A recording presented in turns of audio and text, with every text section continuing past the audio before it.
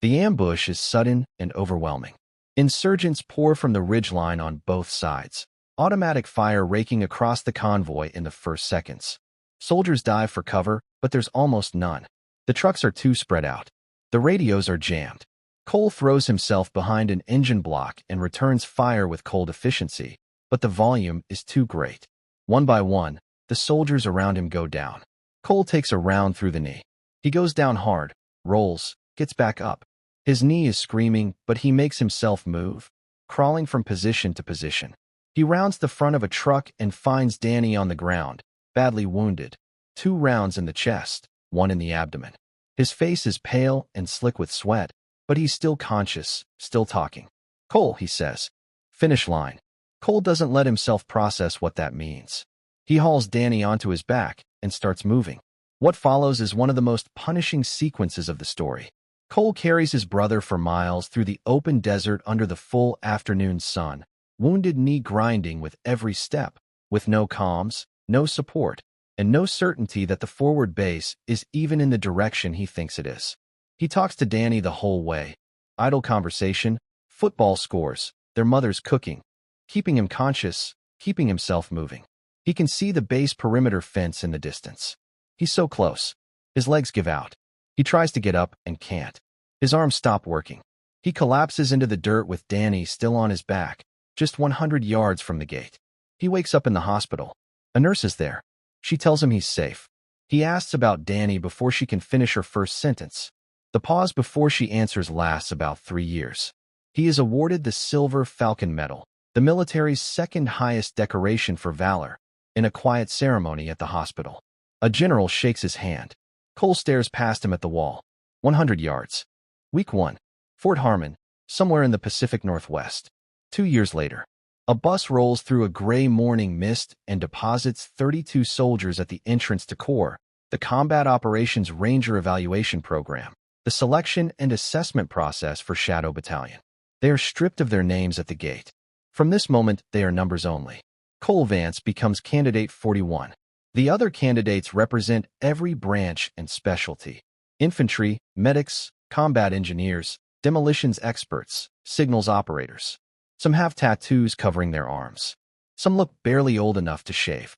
All of them are here for different reasons, and all of them believe, incorrectly, that they are prepared. Sergeant Major Rex Harker greets them. He is a wall of a man in his 50s, built like something assembled in a government facility, with a voice that sounds like gravel being poured into a metal drum. He stands before them in the mist with his hands clasped behind his back and looks at them the way a farmer looks at weather he doesn't like. "You are all very proud of yourselves," he says. "You have all done impressive things. I want you to look to your left and your right. By the end of this week, half of those people will be gone. By the end of next week, half of what remains.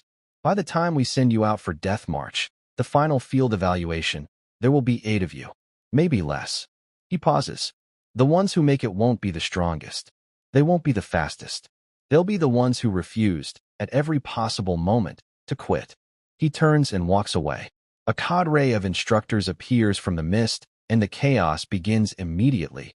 The candidates. The days blur into a gauntlet of misery. The candidates run obstacle courses in full kit at 3 in the morning.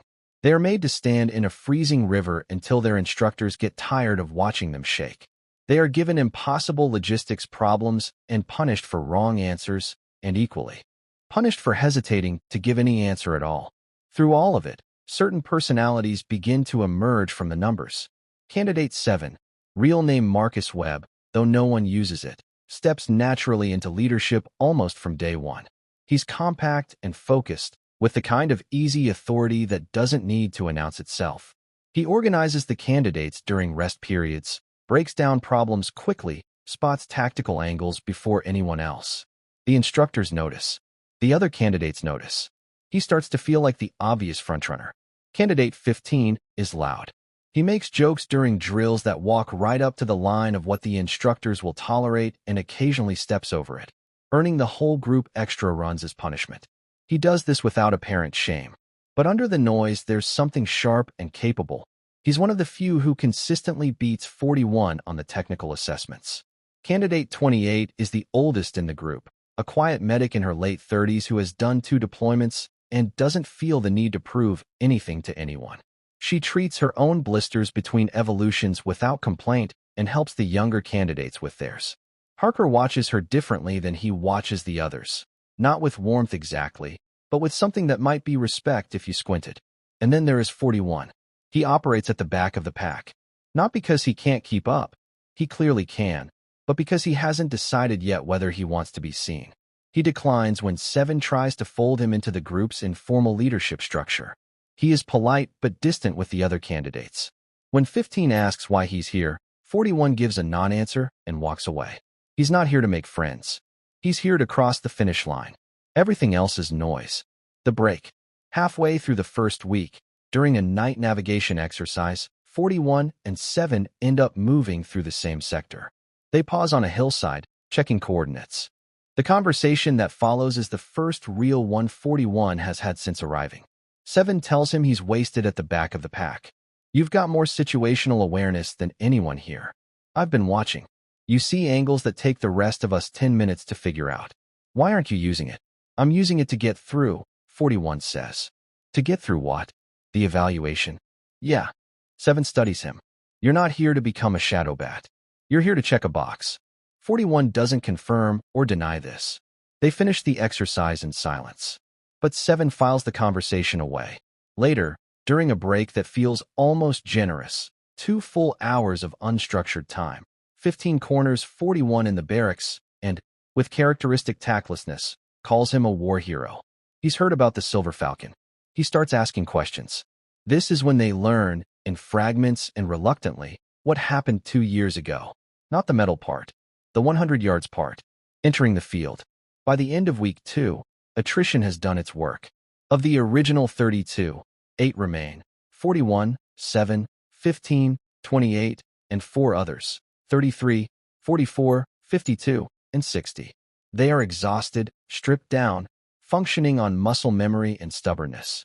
Harker addresses what remains of them on a rain-soaked morning.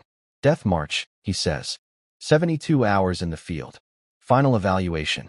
You will be inserted by helicopter into Grid Sector 9, remote forest terrain, approximately 40 square miles.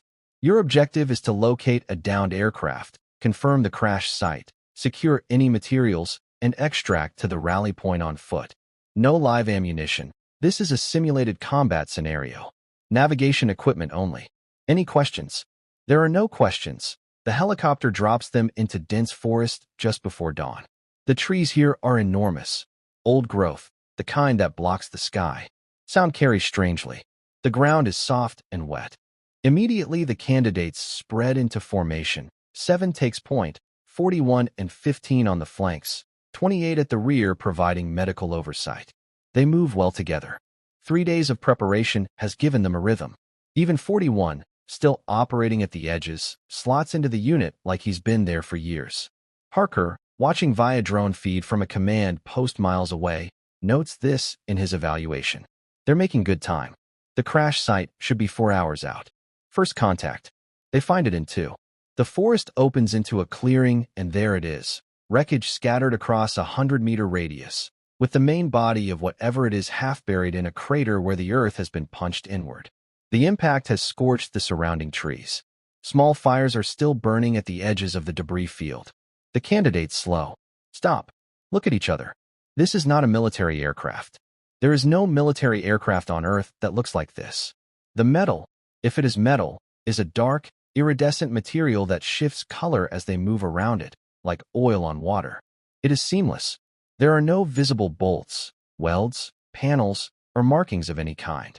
The largest piece is the size of a small building, and it is still faintly warm to the touch, radiating a heat that has nothing to do with the fires. A low-frequency vibration hums through the ground beneath their feet. That's not ours, 15 says. No, says 41. 7 raises his radio. Nothing. Total interference. Not jamming. Exactly. More like the signals have simply stopped working in proximity to the wreckage. He moves 40 meters back and tries again. Static. He looks at the others. We're dark, he says. No comms.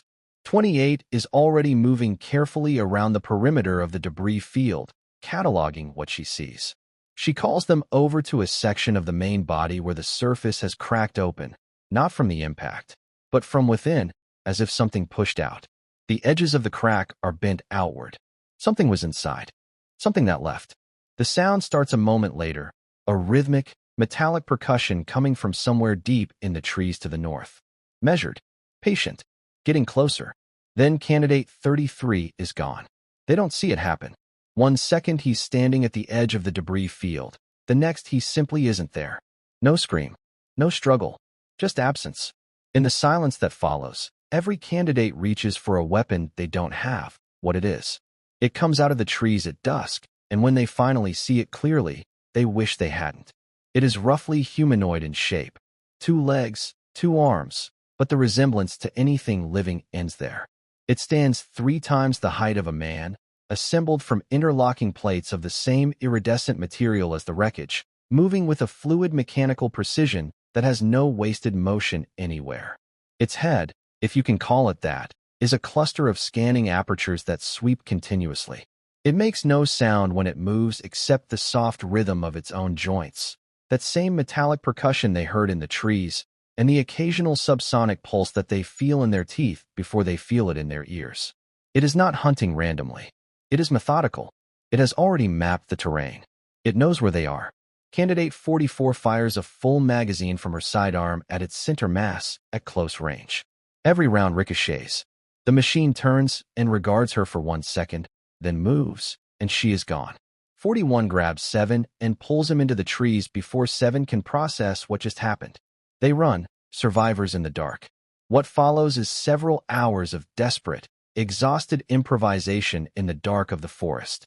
The candidates, now 6, have no real weapons, no communications, no extraction, and no plan. They have training, terrain knowledge, and each other. 7 tries to maintain tactical coherence. He assigns sectors, establishes rally points, keeps everyone moving in controlled patterns. It works mostly, until it doesn't. The machine is too fast and too precise for standard infantry tactics. It doesn't get tired. It doesn't lose track of them. Every time they think they've put distance between themselves and it, they hear the percussion starting again in the dark behind them. Harker, at the command post, realizes something is wrong when all 8 candidate beacons go dark simultaneously. He dispatches a reconnaissance drone and watches the footage with growing disbelief. Then he gets on the phone. Back in the forest, 41's combat engineering background starts to become relevant. He understands material stress, explosive dynamics, structural vulnerabilities. While the others focus on survival and evasion, 41 is thinking about what could actually stop the machine.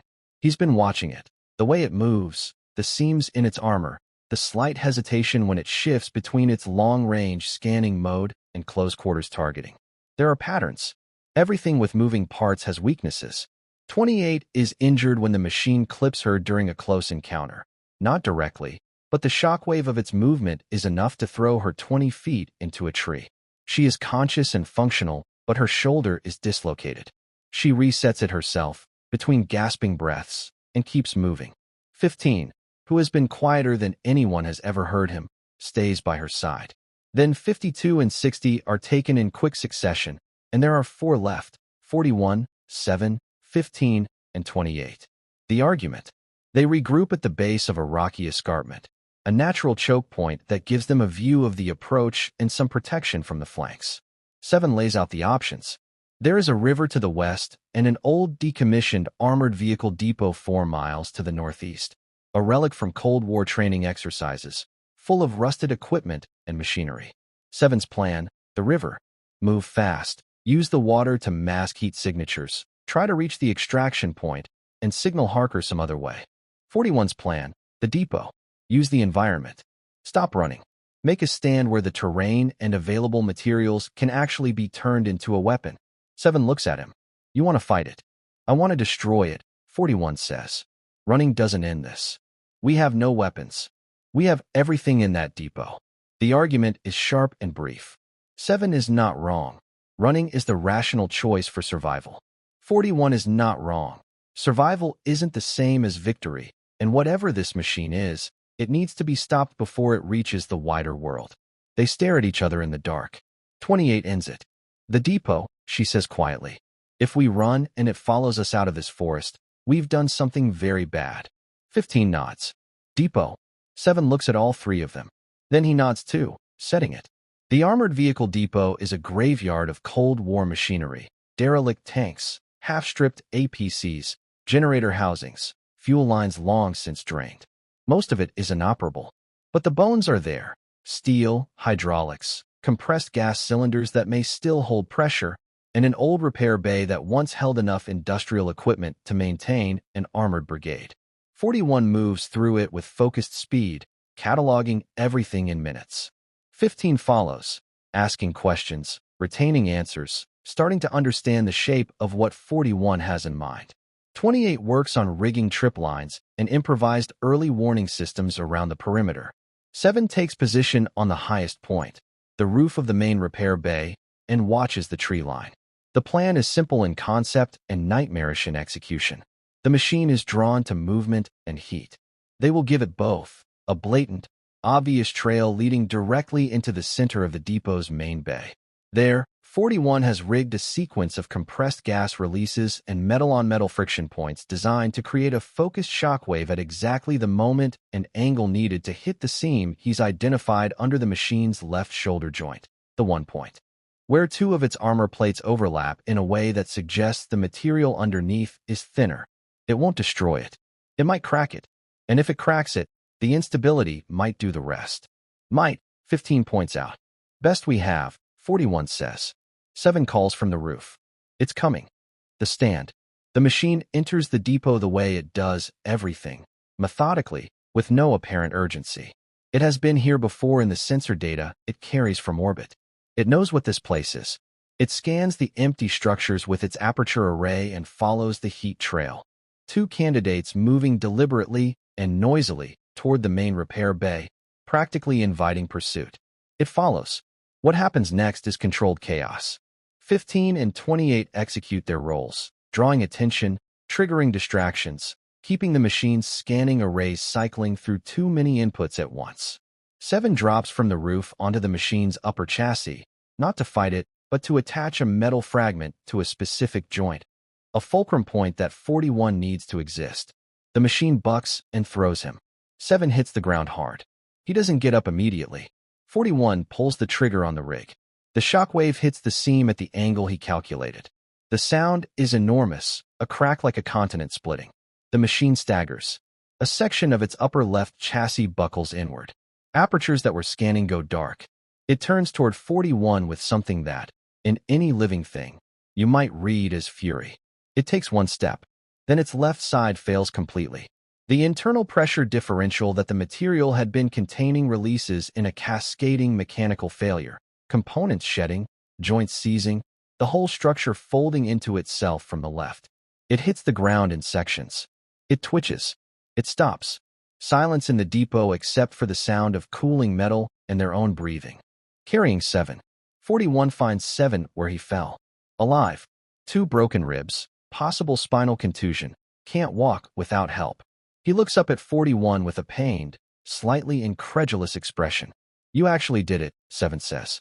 41 says nothing. He crouches down, gets 7's arm over his shoulder, and lifts. This is the mirror. This is the moment the whole story has been building toward.